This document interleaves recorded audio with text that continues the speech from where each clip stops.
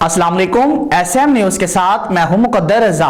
SM news studio में खुश आमदीद। खबरों का सिलसिला बढ़ाते हुए खबर शामिल करते हैं। कराची से पुलिस ने गुज़श्ता एक हफ्ते के दौरान जराइम पेशा अनासर के खिलाफ शहर कायद में कार्रवाई से 854 से ज़ायद मुलजिमान को गिरफ्तार कर लिया है। इस हवाले से बात करेंगे ब्यूरो चीफ जुल्फ़कार अली से। जी जुल्फ़कार अली, आगाह कीजिएगा इस हवाले से। बिल्कुल, कराची पुलिस ने गुज़श्ता एक हफ्ते के दौरान जराइम पेशा अनासर के खिलाफ कार्रवाइयाँ करते हुए 854 से ज़ायद मुलजमान को गिरफ्तार कर लिया है।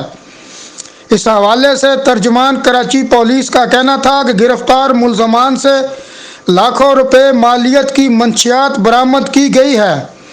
उन्होंने बताया कि गिरफ्तार मुलजमान से 102 से ज़ायद गैर कानूनी असला, बमा, एमुनेशन और दस्ती बम बरामद किया गया है।